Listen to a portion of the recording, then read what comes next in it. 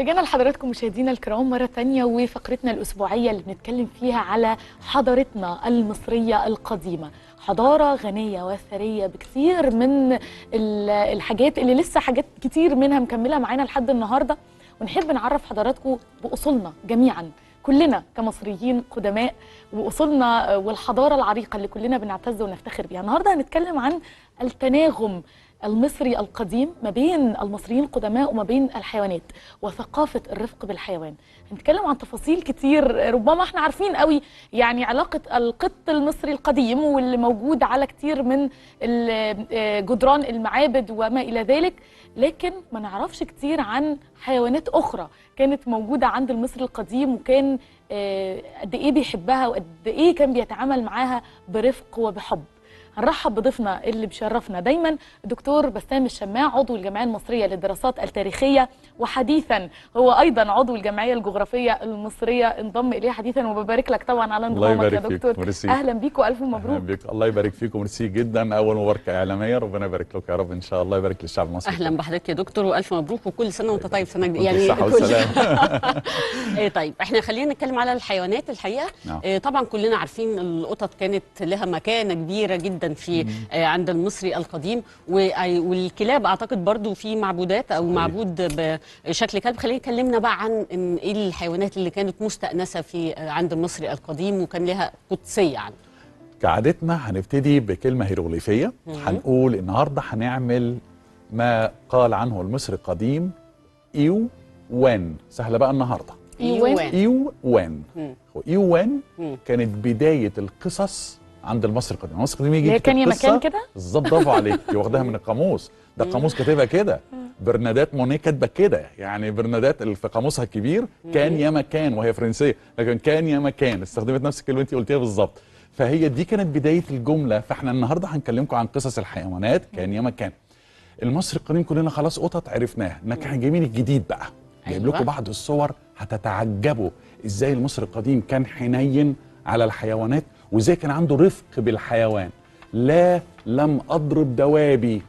وانا عمال الف في مقابر دي من ضمن ال 42 خطيه اللي انت بتشيليها من على نفسك في يوم الحساب في مصر القديم. بتقفي 42 قاضي، 42 معبود، هو امن بكده وهيقول لا لم اقتل، لا لم ازني، لا لم اسكر، لا لم. وكان لما جيت قصه السكر شرب الخمر ما قالش لا لم اسكر، قال لا لم يخشى على قلبي ما اخشاش عليه. ومن ضمن الحاجات قال لا لم اضرب دوابي. انا واخد الكلمه دي بقالي سنين وعمال الف في المعابد، ابص الاقي هو قدامه مثلا البقره او الثور وهو مثلا ماشي في المزرعه ورافع مثلا قماشه كده بعصايه، قماشه يعني مش كرباج، قماشه كده لذيذه كده ورافعها فوق. عمرنا ما شفناه وهو بيضربه، مجرد بس كده علشان يمشي او يجري او حاجه زي كده. تعالوا نشوف الصور. فعندنا فكره هذا الحيوان الجماعي. انا قلت مع الاستاذه في الاعداد، قلت لها احنا عايزين نبتدي بالزرافه. كنت جايب لكم صوره الزرافه دي من الحاجات اللطيفه جدا. انا بحب الزرافه دي، كلنا بنحب الزرافه، كلنا بنروح جنينه الحيوانات بنحب الزرافه بالزبط. انا بحب الزرافه عشان انا طويل. الزرافه دي يا جماعه جايه من الجنوب العظيم خلاص، ودي جايه هديه الى مصر. كان في وزراء في مصر القديمه هم اللي بيتلقوا الهدايا اللي جايه من الامم الاخرى. هتبصي تلاقيها اولا نمره واحد زرافه بيبي. لاحظنا دي ولا ما لاحظناش؟ لاحظنا. يعني زرافه مش كبيره في السن، والدليل شايفه طولها لو قارناه بالبشر، مع ان السايزز او الايه الاحجام في مصر القديمه ممكن تبقى رمزيه شويه، بس دي نمره واحد. نمره اتنين، ملاحظين بقى المصري القديم الجميل تملي يحط لك تاتش فيه طرفه او فكاهه. تخيلي عشان الناس اللي عماله تقول للمصريين طول عاملين يحنطوا، طول عاملين يعملوا في مقابر، لا ده هو فكاهه جدا. وهعمل لكم مره النكته في مصر القديمه هتموت على نفسكم من الضحك. ده كان ابن نكته، انا بكلمك فعلا. يعني احنا عندنا خفه الدم دي وراثه من مصر القديم، جينات. هتلاقي فيه قرد اخضر بيتسلق في رقبته. ودائما اول ما بنقول قرد بنضحك، معرفش ليه، يعني اول ما بنقول كلمه قرد على طول بنضحك لان هو حيوان لطيف والنسناس وكده. طيب فاذا هذه الزرافه، المصري القديم لما جاي يستخدم كلمه سر بالهيروغليفي SR سر، راح كاتب سين راء وراح حاطط رسمه، ما تتنطقش، رسمه الزرافه. كلمه سر يعني يتنبأ بما هو قادم. شوفي ذكائه، جايب الزرافه الطويله اللي هي بتشوف لقدام وراح حاططها بمعنى تتنبأ باللي جاي. شوفي ازاي الوصله ما بين عينه وشغاله في الطبيعه ازاي. تعالوا نشوف الصوره اللي بعديها. يبقى اذا هذه الحيوانات الجميله. الكلب في مصر القديمه له باع، وعندنا الكلب اتحنط بكذا طريقه، منها طريقه الكلب المحنط اللي واقف على رجله الاربعه واتوجدت في مقبره في وادي الملوك. خلاص، بصوا كويس يا جماعه على الكلب ده. في بعض الاحيان بيبقى فيه الديل بس ساعات بيتكسر، لان الديل بيبقى لوحده فبيبقى سهل ورفيع فبيتكسر. بصوا على رقبته، شايفين في خط في رقبته ولا مش شايفينه؟ هيبقى لازم تدقيق شويه، بس في خط كده نازل من عند كده بقه التحتاني كده، الفك التحتاني لغايه صدره بشويه. ده ليه؟ ده لان ده هيفتح ويقفل بقه، ده هيبقى زي المابتس، ده هيبقى زي الليله الكبيره، ده هيبقى زي العرايس الماريونات يعني اللي بتتحرك وبتفتح وتقفل. الفك متحرك، متخيله؟ علشان ده ممكن يبقى لعبه للاطفال، وممكن يفتح ويقفل وتعمل انت اصوات. ده بقى الصوره، الرسمه المصريه القديمه اللي من الاف السنين دي عاملاني انا شخصيا حاله. انت متخيل الدالميشن؟ كنت لسه اقول لك ده الفيلم مصري، ده الفيلم بالظبط كده. مش قادره اتخيل يعني. انا ذات نفسي اتفاجئت. انت بقى هو شكل الكلب ده اصلا كان موجود زمان في مصر القديم، ده مش موجود دلوقتي عندنا في مصر خلاص.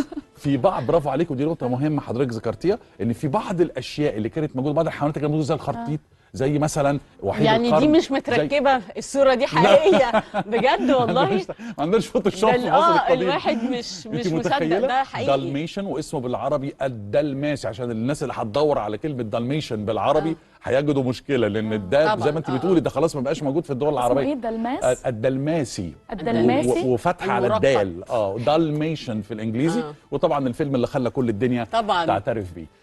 ده كلب لطيف قوي، بحبه قوي. هو شويه ممكن يبقى زايد في الوزن سنه، معلش عندنا كلاب بتاكل كده وبتبقى زايده في الوزن.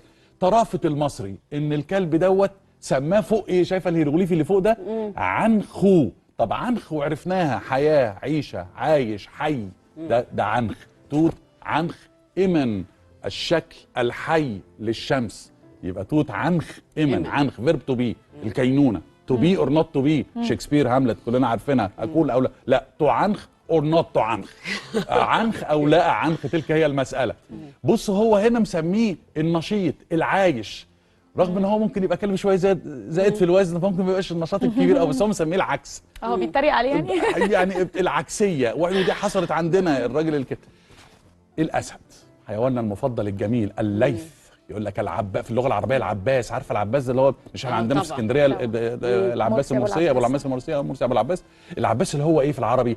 الليث التي تخاف منه وتخشاها الليوث، يعني الاسد اللي بيخاف منه الاسود، ده اسمه العباس. هنا بقى المصري القديم، بصوا يا جماعه، في بدايات حتى قبل توحيد القطرين كانت الاسود مكرمه في مصر القديمه. عشان كده ما تستغربيش لما تلاقي ابو الهول، الناس تقول لك اكبر تمثال تم نحته ابو الهول. بصوا دي صغنونه جدا. بشكر وزاره الاثار، المتحف المصري في التحرير عمل نيو اكزيبيشن سيناريو، سيناريو عرض جديد، وظهرت اشياء في الاشياء دي كنا بندور عليها بنلاقيها بسهوله دلوقتي. الحمد لله. دي من ضمن الحاجات اللي انا مصورها ما فيش كام يوم. هذه الحيوانات الصغيره دي اسود صغنونه. ربما دي كانت لعبه زمان زي الشطرنج او زي الالعاب بتاعت السلم والتعبان اللي بتتحرك فيها الحيوانات مع بعضها، وربما ليها طقس ديني. اتفضل شوف الصوره اللي بعديها بقى. بصوا المنظر، هتلاقوا الاسود. الاسد كان اول معبود في مصر القديمه. دي صوره الاسد كويس. والمين بتاعه، المين بالانجليزي يا جماعه اللي هي اللوب، اللي هي الشعر اللي بيبقى محوط كده دماغه دي كويس كده زي اللي حواليه ده. فيقول لك هو ليه ابو الهول دماغه، ليه ابو الهول اللي انتوا بتروحوا تشوفوا الجيزه دي راسه اصغر في الريشيو، في المقاييس، في النسب، اشكرك، للجسم. فقال لك لان في نظريه طلعت قالت لك ممكن يبقى كان اسد كبير ثم تم نحت راس الاسد الى راس الملك، لما الملك بقى نصف معبود، عشان كده الراس اصغر من الجسم. عملوه بالنسبه الادميه بس بشكل الاسد. الاسد على البرديه قاعد بيلعب مع مع غزاله. دي حاجه عظيمه يا جماعه. ده انا بقول لك النهارده يوم المفاجآت في الحيوانات. بص يا جماعه، ايه الحيوان التاني اللي قاعد ده ظبي، ده نوع انواع الغزال، خلاص، او ظبي. حلو. انتوا ملاحظين المنظر ده يا جماعه؟ رمزيه ما بعدها رمزيه. ده يا جماعه كاريكاتير، نو كومنت. ده كاريكاتير بلا تعليق. يعني فن الكاريكاتير كمان بدأ عند المصري القديم وبلا تعليق. فاكره زمان صلاح جاهيني يقول لك يرسم لك النكته في الاهرام زمان خالص، الله يرحمه، وكان يكتب لا تعليق. ولاول مره نعرف يعني لا تعليق. بعد كده اصبح برنامج كبير في العالم وبقى لا تعليق. بصوا يا جماعه، اللعبه دي مش شطرنج ابوس راسكم عشان الناس اللي على النت طيب. ده مش شطرنج. مصر القديمه ما عرفش شطرنج. الشطرنج دي لعبه فارسيه، شاه ماشي. طرنج. ماشي. نشوف الصوره اللي بعديها. طب امال ده ايه؟ ده هم بيلعبوا لعبه ذكاء، ها.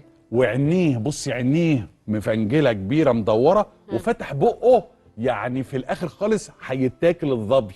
هي فكره الذكاء بتاع طب اللعب. مين قال بقى طب ليه مش هي شطرنج؟ يعني مين قال؟ لان اللعبه دي اتوجدت بالفعل. ها. يعني دي اتوجدت اللعبه دي، واللعبه دي ممكن تبقى اسمها السند، وسند دي لعبه طقسيه دينيه لغايه دلوقتي مش عارفين نظامها ماشي ازاي. لكن الشاه هي تشبه في شكلها أيوة الشطرنج، لكن الفكره بتاعت مش ممكن التحريك يكون ده اصل ان هم عرفوها بعد كده؟ فارس واحنا ممكن يعني فارس وكده واحنا بالظبط. ممكن يعني لكن بصي على يمينه في حيوان واقف وحاطط بؤجه على خشبه. بالظبط. دي برديه يا جماعه، فيها برديه سخريه طول ما انت ماشيه، وحكمه طول ما انت ماشيه في هذه البرديه. تعالوا نشوف اللي بعديها. أوكي. القطه اللي بتقتل التعبان، غايه في الاهميه يا جماعه. الشمس في رحلتها في ال 12 ساعه بتوع بالليل في الديانه المصريه القديمه كان عندها 24 ساعه رحله كل يوم، 12 ساعه نهار و12 ساعه ليل. في ال 12 ساعه بتاعت بالليل بيظهر لها ايبيبي او ابوفيس، عايزه تسميه ايبيبي عايزه تسميه ابوفيس، الاتنين صح. ابوفيس ده الثعبان الضخم قوي ده، الوحش ده، الشرير ده اللي مش عايز الشمس تشرق بكره، ده اللي مش عايز فجر، ده اللي مش عايز نور، ده الشر. ده اللي بيحب يتملي يعمل الاسفت، بالهيروغليفي اسفت يعني شر.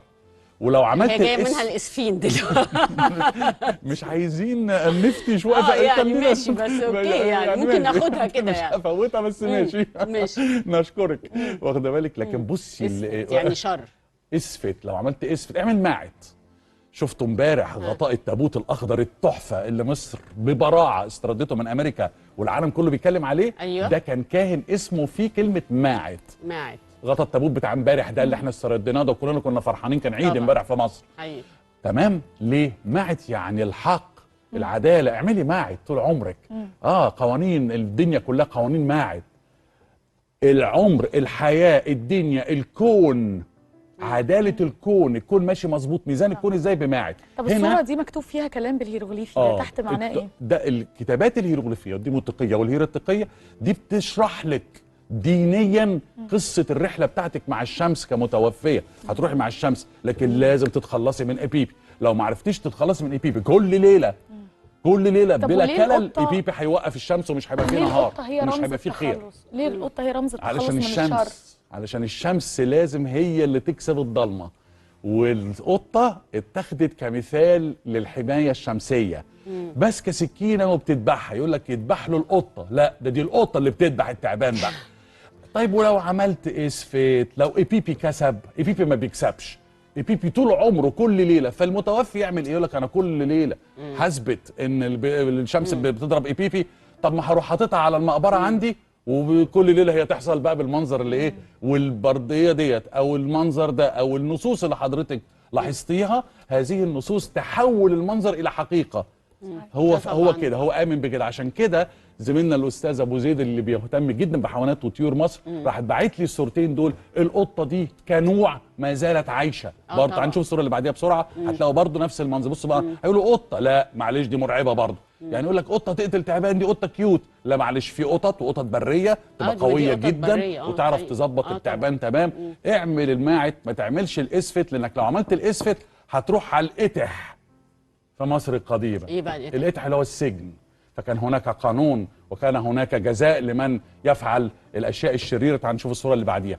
فاعمل الماعت، ما تعملش الاسفت. لا لم اضرب دوابي، اهو محرات اهو. اول محرات في تاريخ مصر كان مصري قديم، وكان من الاف السنين قبل الصوره دي كمان. شوفوا اولا لما راح تشوفوا الالوان، يعني ده 3000 سنوي الالوان دي خلاص مش يعني حاجه عبقريه. اتنين، بصوا لبسه ابيض ناصع وهو في وسط المزرعه والطين ووسط حاره الطين دي، انت عارفاه اللي هو بيقلب الارض فلازم يعني الطين يبقى في كله وبتاع. لا بصي النظافه. اتنين، عامل كده بقى سكسوكه صغنونه كده على الموضه كده جوتي كده هوت لذيذ. خلاص دي مش ضخن مستعار، الضخن المستعار بتاعت الملوك. الضخن المستعار بتاعت الملوك، يعني رمسيس الثاني انتوا شايفينه نازل من دقنه ده ضخن مستعار وليس ضخن اصليه. ليه؟ لان ده طقس ديني. حتشبسوت لبست ضخن مستعار. دي صوره بتعبر عن مراحل بقى. بصي بقى اليمين، الله ينور عليكي، اليمين ده حاجه زي سيكونس كده مسلسل شغال قدامنا. فوق بيكسروا الخشب، بيعملوا خشب، بيعملوا حطب. تحت هو ماسك المحرات وموطي علشان يدوس اكتر. وبصوا على البقر وكده والفريزيان، انت متخيل دي بقره فريزيان يا جماعه اللي هي اللي بيقولوا عليها هولنديه. ايه الانسيابيه في الصوره دي؟ غير طبيعيه. بصوا الراس بتاعت البقر والجاموس والحاجات الجميله باصه لفوق ازاي، رافعه دماغها. على فكره كان في اغنيه بيغنيها لهم المصري القديم، اعملي بكد يا ايتها الابقار يا ايتها التيران، رجلك في الطين ان الخصوبه للارض. يقعد يغني لها زي دلوقتي ما انت بتغني زي سيد درويش لما جه الله هيلا هيلا هيصه يلا هيلا هيلا بيلا، وهم عشان يشجع العمل والعمال. اجمل منظر في تاريخ حياتك هتشوفيه. بصوا النحته دي يا جماعه، الام او الاب بيبص لبنته او ابنه، خلاص ده هنا ايه؟ ده هنا البقره الكبيره والبقره الصغيره. البقره الصغيره العامل بيشدها يطلعها على المركب من الميه، ماشي، وعاملها بالحبل وشادد ايديها، شايفين؟ هي بتبص لمامتها او لباباها ورا، والتاني مطلع لسانه بيلحس على ديلها. ده الديل ده بتاع الزغنونه اللي هو بيلحسها دي.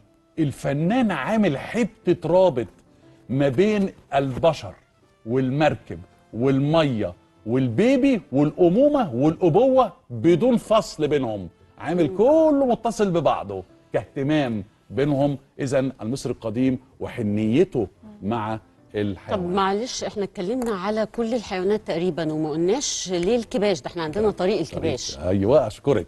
30 ثانيه نقول لكم على الكباش. ما بين معابد الكرنك، معابد الكرنك، هيقول معبد الكرنك المره الجايه ب0 من 10. معابد الكرنك يزعل منك قوي لو قلتي معبد واحد. ماشي، معبد الاقصر ماشي، ما فيش مشكله. خلاص، بينهم في 2000 معابد فيلة برضه متهيألي. اشكرك، برافو عليك، برافو عليك. معابد فيلة 10 من 10 10 من 10 النهارده متألقين انتوا الاثنين. كويس. طيب ما بين هنا وما بين هنا في 2700 متر ممشى.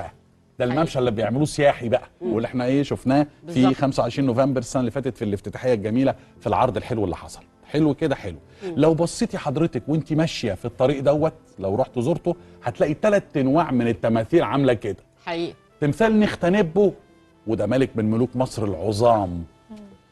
راس انسان، جسد اسد. ادي فكره ابو الهول اللي احنا كلنا عارفينها دي، مش مختلفه. ماشي. راس كبش بجسم كبش، ادي نمره 2. ده ايمن راع وله علاقه بالشمس. راس كبش والجسم اسد. يبقى في 3 انواع من هذه التماثيل الحلوه الجميله عشان تحمي الملك والموكب اللي هيمشي ما بين المعبدين. الكباش كانت قويه، فراحوا عاملينها ايمن رع، عملوا لها رابط بينها وبين ايمن رع اللي هو الشمس، اللي هو بيته فين؟ بيته معابد الكرنك. معلومات قيمة جدا وبنستمتع بيها. ضيفنا الكريم الدكتور بسام الشماع، عضو الجمعية المصرية للدراسات التاريخية وعضو الجمعية الجغرافية المصرية. شرفتنا، شكرا جزيلا على وجودك. شكرا لوجود حضرتك معانا، امتعتنا واسعدتنا الحقيقة وافدتنا. شكرا.